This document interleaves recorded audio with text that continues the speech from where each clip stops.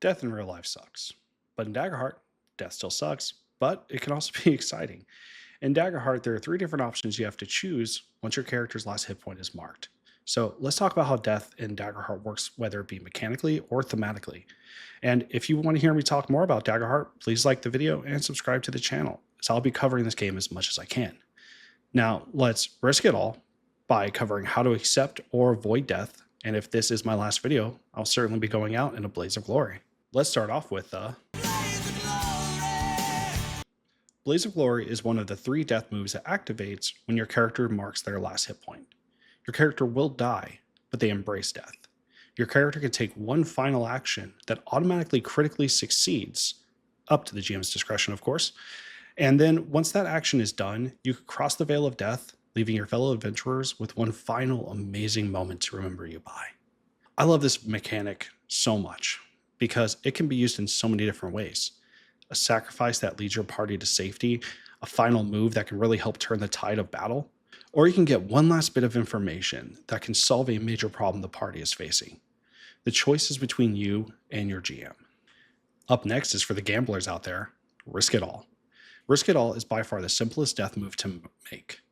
You roll your duality die. If the fear is higher, you die. If the hope is higher, you live. But there's more. If you roll with hope, you can divide that number of hope die and split it between your stress and HP, clearing that amount.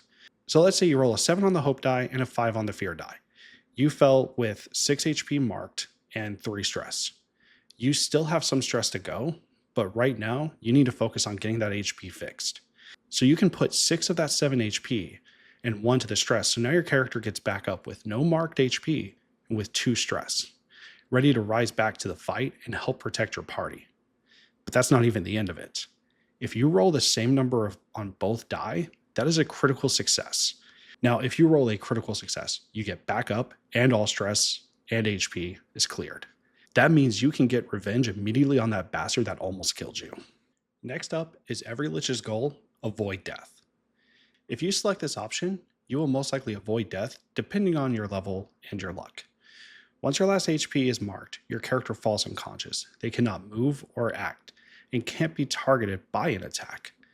They will return to consciousness once 1 HP is cleared from their slots or when the party finishes a long rest. After said character falls unconscious, roll your hope die. If the value of the hope die is equal to or less than your character's level, they gain a scar. If it is higher, you don't develop a scar. You will just have to wait till you are healed or the players finish a long rest to be able to play as that character again. Mechanically, scar just means you cross out one of your hope slots. If you cross out the final hope slot, your character's journey sadly ends, and it is time to say goodbye. If you receive a scar, work with your GM to determine how it affects your character. Is it a physical scar? Is it a newfound fear that was established from being knocked unconscious? Or is it even a mental scar that affects how your character approaches things? The possibilities are endless. And you can also work with your GM to find a way to remove that scar.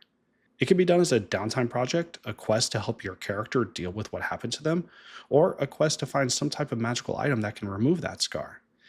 The narrative focus behind the scar is equally, if not more important than the mechanics behind it. And remember, have fun with it. Scars can really help make your character your own, and there's so much you can do with them.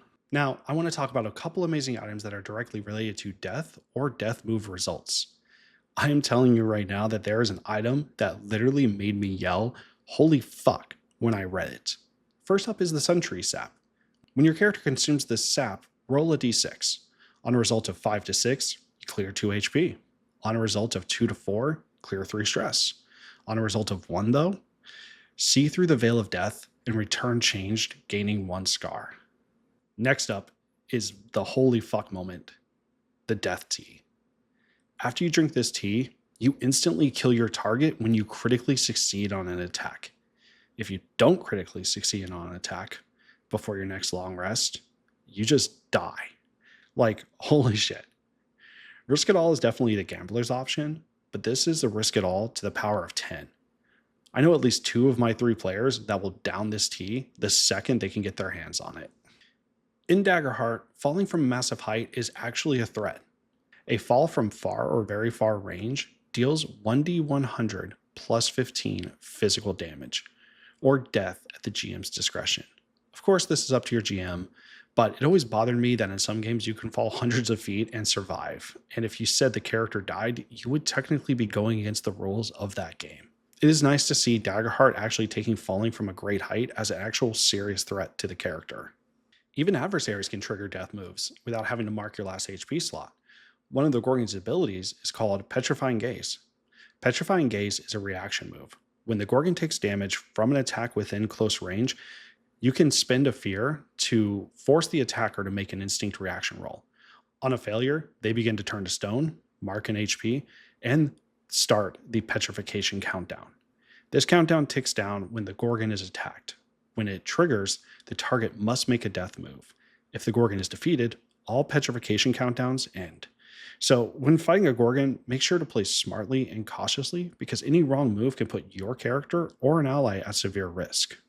Campaign frames also have their own spin on death. In the Age of Umbra, death and scars are mechanically beneficial for your character. Your damage increases based on how many scars you have.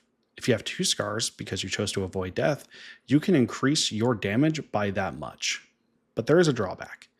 If your character marks their last hope slot, your character doesn't retire. They succumb to the Umbra and become one of its dark terrors. Sort of a drawback, but I don't know. I kind of like it, and it's kind of exciting and interesting, and maybe something the GM can use further down the road. Now, I know we had fun with this, but I do want to say, losing a character can be very hard for a lot of people. We spend hours crafting these characters and even longer playing as them. When you lose a character, it can hurt, but this is a good feeling. So if your character dies, make sure to take care of yourself and work with the GM to build a new character. Build them to the appropriate level of the party and find a fun way to bring them back into the fold. Thank you for watching. Keep that glass half full and have a great next game. Bye.